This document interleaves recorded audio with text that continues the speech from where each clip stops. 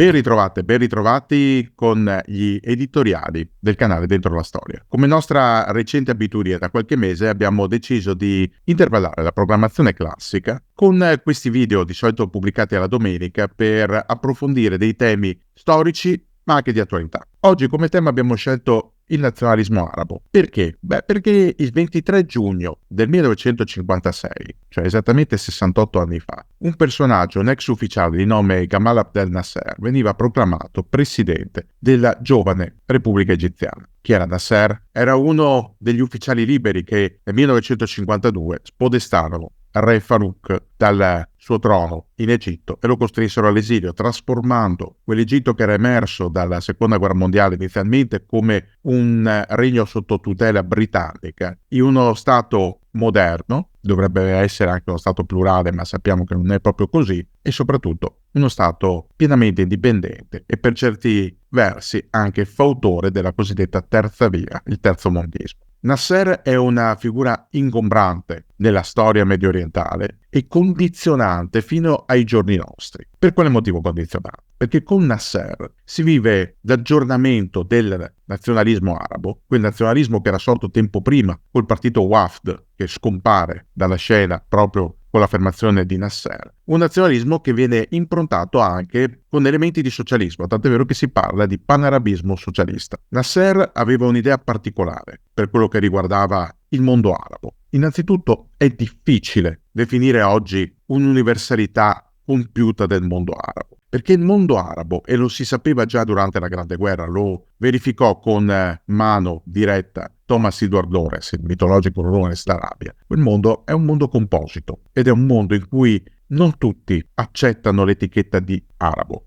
Perché innanzitutto cosa vuol dire arabo? Non è propriamente un'etnia assoluta, perché abbiamo diverse tribù, diversi ceppi etnici, diversi popoli con le loro tradizioni, i loro dialetti, a volte anche le loro culture e le loro religioni, che non sono mai andati troppo d'accordo tra di loro. Prendete proprio la penisola arabica, il vicino Oriente. Cosa si può dire davvero arabo? È forse araba la Turchia? No, la Turchia è turca. La Turchia inizialmente era anche greca e armena, oltre che curda, ma sappiamo cos'è avvenuto. Magari un giorno ne riparleremo in maniera approfondita. L'Iraq è arabo? Sì, ma con delle belle differenze, dei bei distinguo. Non è arabo, ad esempio, l'Iran, altra etnia, altra lingua, altre tradizioni, completamente avulso dalla storia araba. Lo stesso Egitto fa fatica a riconoscersi come arabo, così come non è araba l'Algeria, non è arabo il Marocco, non è araba la Tunisia. A fatica ci rientra la Libia. E allora che cos'è arabo? Molti, in maniera, lo ammetto, un po' troppo facile, tendono a accomunare tutti gli arabi per via della fede islamica. Ma sfattiamo un mito, non tutti gli arabi sono islamici. Prendete proprio l'Egitto. In Egitto vive una fortissima minoranza cristiana, copta, milioni e milioni di persone, ma si potrebbe guardare anche altrove. Si potrebbe guardare al Libano, dove la maggioranza relativa anche qui è cristiana, maronita, e poi ci sono altri ceppi minori, pensate ai greco-ortodossi, pensate ai drusi, gente che con l'Islam ha ben poco da spartire. Ma possiamo anche andare oltre. Guardiamo all'interno dello stesso Islam.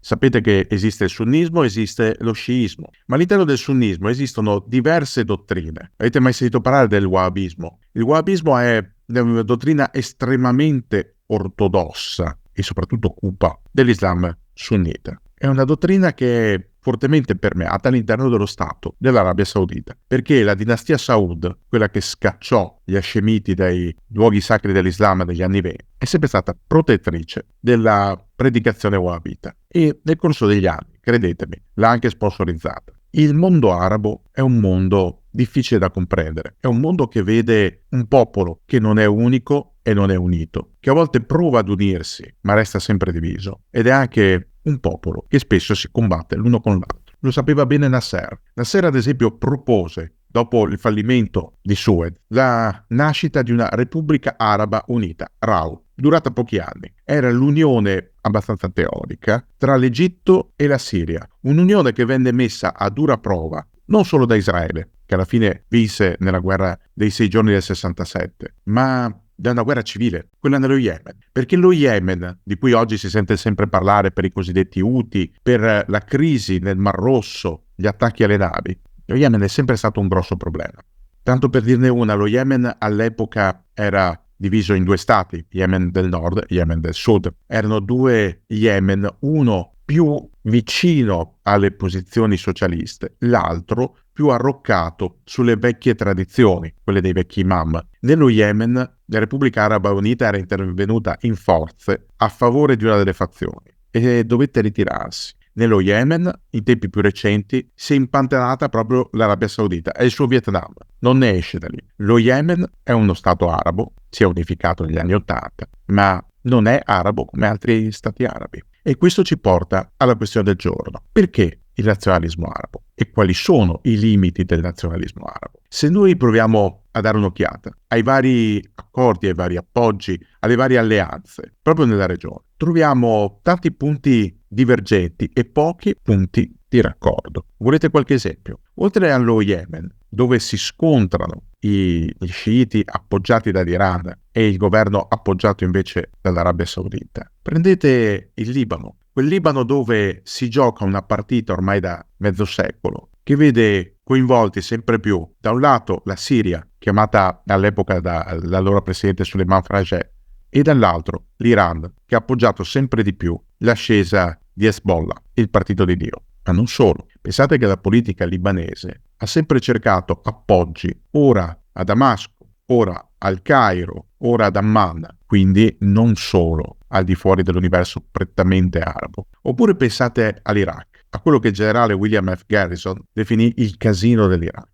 Uno stato disegnato sulla cartina, con linee squadrate, dopo gli accordi Sykes-Picot, è composto al 60% da arabi sciiti, con una rumorosa e forte minoranza sunnita e un'ulteriore minoranza curda. Uno stato che è un vero guazzabuglio e in cui la guerra civile è all'ordine del giorno da quando non ci sono più gli uomini forti al potere. L'Iraq è un problema, può essere tenuto assieme solo da una monarchia, come fu all'inizio, o da varie dittature. Di una di queste, tra l'altro, ne abbiamo parlato. Cercate nel canale il video sul golpe di Baghdad. Scoprirete come l'Iraq da una monarchia divenne una prima dittatura e anche le origini di Saddam Hussein. Il nazionalismo arabo oggi viene fatto rivivere, ma solo come strumento di pressione per la questione che riguarda Gaza. Ma a Gaza, Hamas, che è un movimento terrorista e prima di tutto a sfondo religioso, non è esattamente un movimento che propugna l'unità reale degli arabi. Hamas ha altre intenzioni e come sponsor ha l'Iran, che è tutto fuorché arabo. L'Iran è interessato a disgregare l'unità degli arabi, anche fosse solo unità di intenti o diplomatica. All'interno del mondo arabo trovate addirittura dei principi, degli sceicchi come quelli del Qatar, che sponsorizzano da diversi anni Hamas,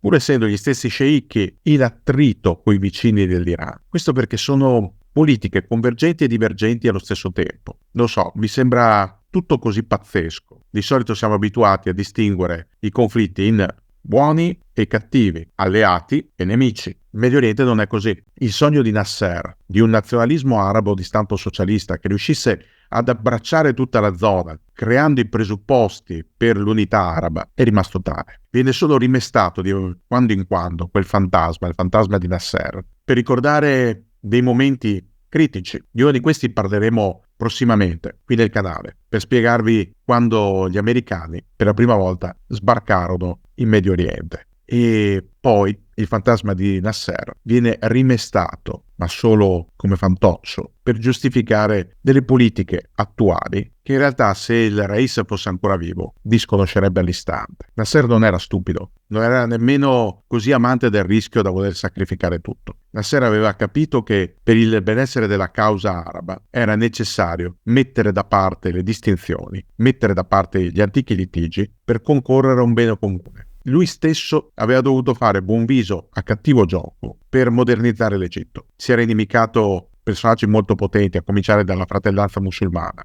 Aveva accettato l'appoggio dei sovietici, di cui era diventato cliente per l'acquisto delle armi, perché doveva anche costruire la famosa diga di Aswan. Tutte questioni relative a progetti di sviluppo. Oggi invece il nazionalismo arabo, quando viene invocato, quando viene rimestato, quando viene riportato a galla, è solo un tentativo, nemmeno tanto riuscito, di provare a coalizzare posizioni molto differenti tra di loro contro non tanto un nemico comune, piuttosto contro altri arabi. Guardate quello che sta avvenendo adesso. Ci sono degli stati arabi, come appunto l'Egitto, che cercano il dialogo. Ci sono altri stati arabi, è il caso del Libano, che non possono fare nulla perché sono frammentati al loro interno e sempre sull'orlo di una guerra civile, così come anche l'Iraq. Ci sono stati arabi, come l'Arabia Saudita, che hanno altre idee per la testa, le hanno sempre avute. Ufficialmente giocano una partita con degli amici, l'Occidente, in realtà giocano in singolo. Ci sono altri stati, come gli Emirati, come il Qatar,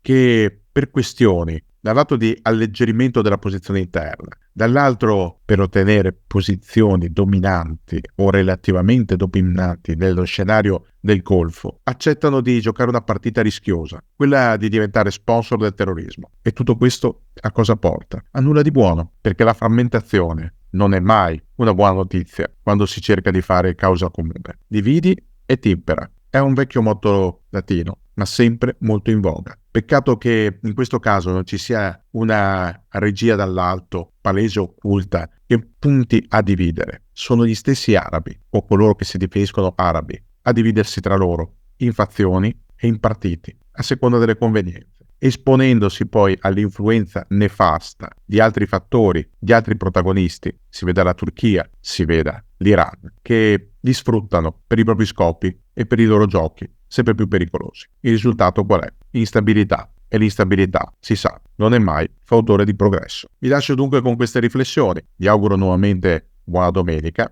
e continuate a seguirci qui nel canale Dentro la Storia. Questo video, come molti altri della nostra piattaforma, vi è offerto dal nostro preziosissimo partner NordVPN. Conoscete già tutti i vantaggi di NordVPN, la migliore VPN italiana? Beh, oggi ce n'è uno nuovo, uno in più, una nuova app che si chiama Saily. Che cos'è Saily?